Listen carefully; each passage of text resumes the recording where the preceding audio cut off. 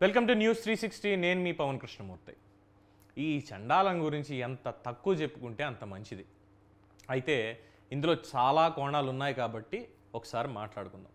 MLC Anantha Babu ఎప్పుడు suspend అవుతాడో నాకైతే తెలియట్లేదు. ఎందుకంటే నిర్ణయాధికారం తీసుకోవాల్సింది శాసనమండలి చైర్మన్ కాబట్టి వాళ్ళ విజ్ఞతగా వదిలేద్దాం.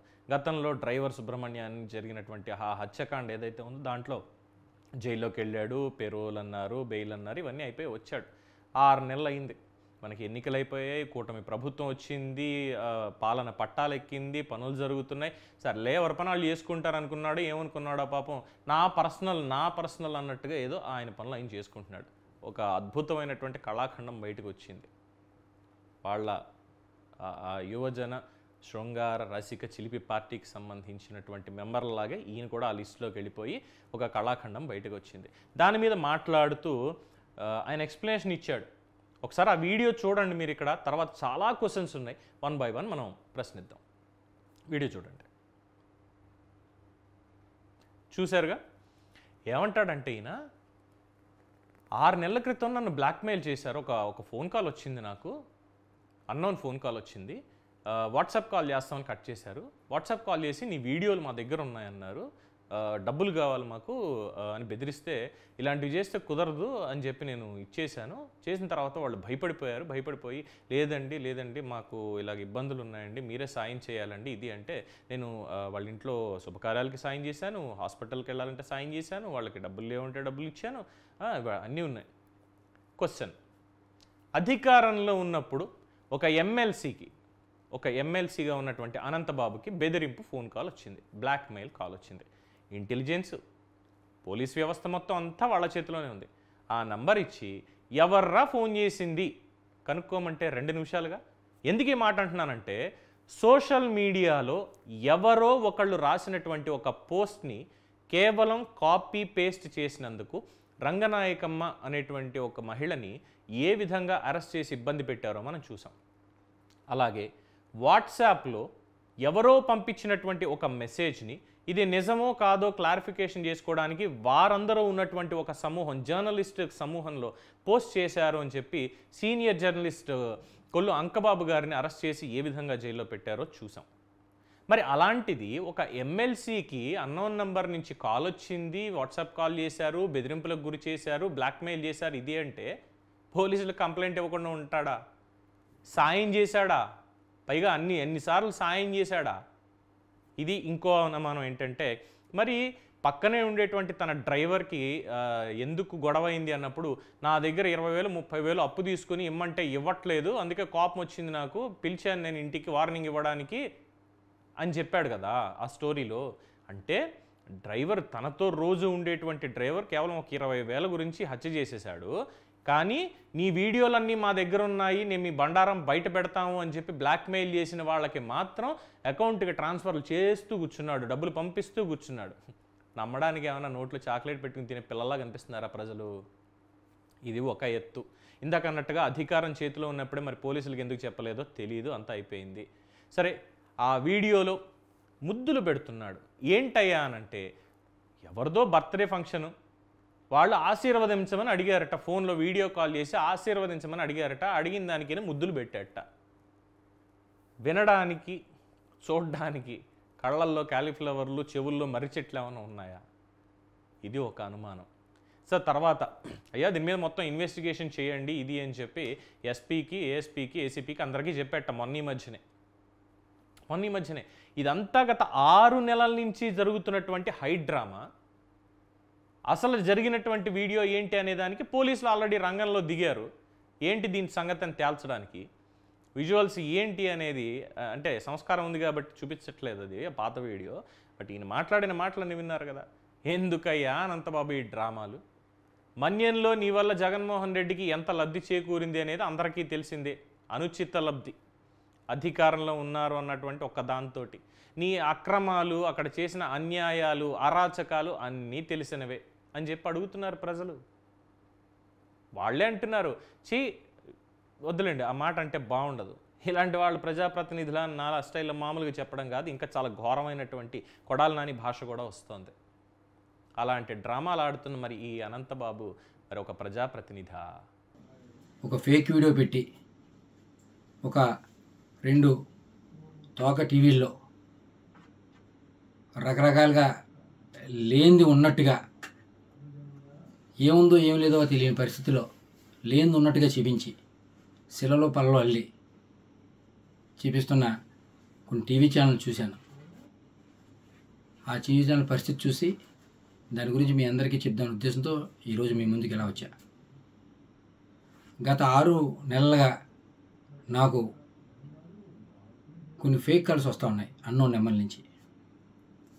నేను కొన్నిసార్లు ఎత్తలేదు, ఒకసారి ఎత్తే హలో అనగానే వెంటనే వాట్సాప్ కాల్ చేస్తాను ఫోన్ పెట్టేశారు. వాట్సాప్ కాల్ చేయడంతోనే నేను ఎత్తిన వెంటనే మీ వీడియో నా దగ్గర ఉంది, మీరు మర్యాదగా మాకు డబ్బులు ఇవ్వండి, ఇవ్వకపోతే ఆ వీడియో బయట పెడతాం అని చెప్తే, ఏం చేసుకుంటే చేసుకో, ఏ వీడియో నా దగ్గర ఏమి ఉండదు, మీ దగ్గర నాది అటువంటి వీడియోలు ఏమి ఉండవు, మీరు ఏం చేసుకుంటే చేసుకోండి నేను చెప్పాను. చెప్తే వెంటనే ఒక వీడియో పెట్టి వాట్సాప్లో నేను చూస్తాను కానీ మళ్ళీ డిలీట్ చేసాడు. తీరా ఆ వీడియో చూస్తే ఒక ఫంక్షన్లో ఒక ఫ్రెండ్ తాలూకా వాళ్ళ అబ్బాయి పుట్టినరోజు అయితే విషయం చెప్పమని వీడియో కాల్ చేస్తే ఆ వీడియో కాల్లో విషయం చెప్పాను. దాన్ని కొంచెం వీడియో కట్ చేసి దానికి ప్రైవేట్ పార్ట్లు యాడ్ చేసి ఫేక్ వీడియో తయారు చేసి నన్ను బ్లాక్మెయిల్ చేసి తద్వారా వాళ్ళు డబ్బులు గుంజుదామని ప్రయత్నం చేశారు. చాలాసార్లు ప్రయత్నం చేశారు, ఎన్నో రకాలుగా థ్రెట్ చేశారు. నేను ఎక్కడ కూడా, ఎందుకంటే నేను తప్పు చేయలేదు, నా అటువంటి వీడియో లేవు కాబట్టి నేను ధైర్యంగా మీరు ఏం చేసుకుంటారంటే చేసుకున్నాను. అలా చాలాసార్లు చేసి ఇంకా ఎటు నేను లొంగపోవడంతో ఒకసారి ఫోన్ చేసి, సరే ఏదో తప్పు జరిగిందండి, ఇంకెప్పుడు ఇటువంటి చెయ్యం, మీరు మాకు కొంచెం హెల్ప్ చేయండి, ఇక్కడితో ఇది వదిలేస్తాం, ఏదో తప్పు రేటో చేసాం, మాకు మా వాళ్ళకి బాగాలేదు, హాస్పిటల్లో ఉన్నారని సాయం చేయమంటే డబ్బులు సాయం చేశాను. ఒకసారి పెళ్ళి అంటే సాయం చేశాను, ఒకసారి ఎవరో చనిపోయారంటే సాయం చేశాను, మానవత దృక్పథంతో చేశాను. అలాగే అది ఆసరాగా తీసుకుని వాళ్ళు మళ్ళీ నన్ను పెద్దగా డబ్బులు అడగడం మొదలెట్టారు, మళ్ళీ బ్లాక్మెయిల్ చేయడం మొదలెట్టారు. డబ్బులు ఇస్తారా, నేను వీడియో బయటమా, లేదా మీ ప్రత్యర్థులకి ఇస్తే మాకు చాలా డబ్బులు వస్తాయి అని నన్ను బ్లాక్మెయిల్ చేయడం మొదలెట్టారు. నేను ఎటువంటి నాకు సంబంధం లేనివాడిని మీకెందుకు డబ్బులు ఇవ్వాలి, నేను డబ్బులు ఇవ్వను, మీరు ఏం చేసుకుంటారో చేసుకోండి, అవి కూడా మానవతా దృక్పథంతో మీరు అడిగారు కాబట్టి మీకు ఇచ్చా, నేను మాత్రం ఇచ్చే పరిస్థితి లేదని చెప్పడంతో సరే అయితే మీ రాజకీయ ప్రత్యర్థులకు ఇచ్చుకుంటామని వెళ్ళిపోయారు. అలా కొన్ని రోజులు నాకు మెసేజ్లు పెట్టారు, చాలా 1 నెల రోజుల వరకు పెట్టారు. సుమారుగా 6 నెలలు నాకు నరకం చూపించారు, చాలా రకాలుగా వేధించారు, ఎన్నో రకాలుగా ఇబ్బంది పెట్టారు. తర్వాత నేను ఎప్పుడైతే ఏమన్నానో మీ ప్రత్యర్థులకి ఇస్తామని అన్నట్టుగానే ఆ వీడియో పట్టుకెళ్ళి ప్రత్యర్థులకి ఇచ్చారు, మా రాజకీయ ప్రత్యర్థులకి. ఆ ప్రత్యర్థులందరూ కూడా సోషల్ మీడియాలో రకరకాలుగా ఆ ఫేక్ వీడియోని, ఏదైతే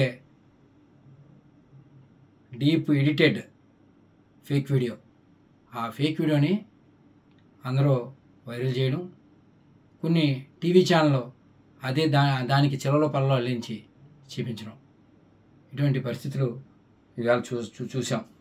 అందుకని గతంలోనే నేను జూన్ 1వ తారీఖునే ఇటువంటి నాకు థ్రెట్టింగ్ కాల్ వస్తున్నాయని అప్పటి సీఏ ఒక నెంబర్ ఇచ్చి ఆయన సీఏ గారికి కూడా చెప్పడం జరిగింది. దీని మీద వెరిఫై చేసి నాకు ఫేక్ వస్తున్నాయి, ఎవరో ఏంటని కూడా చెప్పిన వార్తలుగా కూడా చెప్పాను అప్పుడు. తర్వాత తదనంతరం వెళ్ళో ఈ మధ్యకాలంలో బాగా నన్ను వేధించడం మొదలెడితే అప్పుడు వెంటనే నేను మన ఎస్పీ గారికి, ఏఎస్పీ గారు చెప్పడం జరిగింది.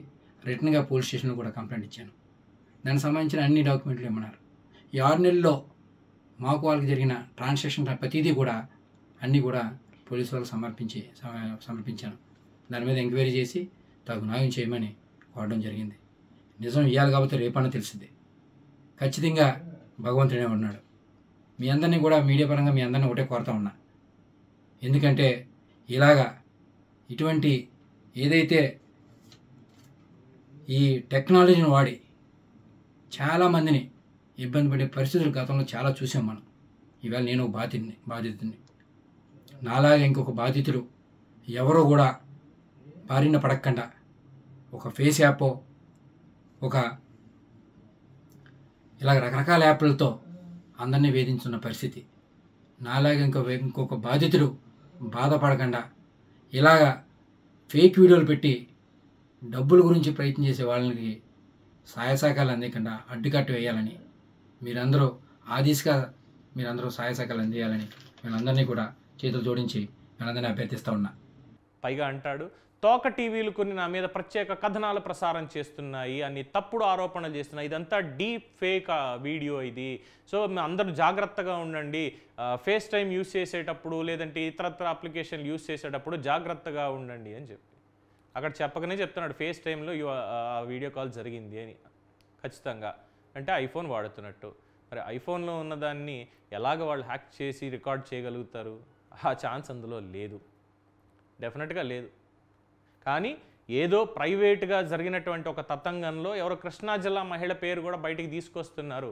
అక్కడ ఉన్నటువంటి ఇద్దరు వైసీపీ ఈ నేతలు ఎవరైతే ఉన్నారో ఓడిపోయినటువంటి నేతలు, వాళ్ళకి బాగా సన్నిహితంగా ఉండేటువంటి మహిళతోటే ఈ వీడియో కాల్ జరిగిందన్న అనుమానాలు చాలామంది వ్యక్తం చేస్తున్నారు. ఆవిడ దగ్గర ఇంకా చిట్టా చాలా ఉంది అని కూడా చెప్తున్నారు. కానీ మనోడు మాత్రం బయటకు వచ్చి ఇదంతా డీప్ ఫేక్, మేము అధికారంలో ఉన్నప్పటి నుంచే మమ్మల్ని బ్లాక్మెయిల్ చేస్తున్నారంటే వాళ్ళు అధికారంలో ఉన్నప్పుడు టీడీపీ బ్లాక్మెయిల్ చేసిందా, జనసేన బ్లాక్మెయిల్ చేసిందా రాజకీయంగా చూస్తే, లేదంటే ఇంకెవడన్నా జర్నలిస్టు? అసలు జర్నలిస్టులకి ఆ రోజుల్లో అధికారం ఏమైనా ఉందా మాట్లాడడానికి, ప్రశ్నించడానికి కూడా? ఇవేం లేవు కదా. మరి ఏంటి డ్రామాలు? మరి ఈ అనంత డ్రామాలకి ముగింపు ఎప్పుడు పోలీసులు ఇస్తారో అనేది వేచి చూడాల్సిందే.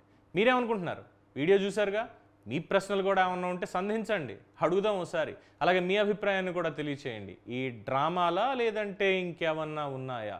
కామెంట్స్ రూపంలో తెలియజేయండి. చూస్తూనే ఉండండి News 360. నేను మీ పవన్ కృష్ణమూర్తి.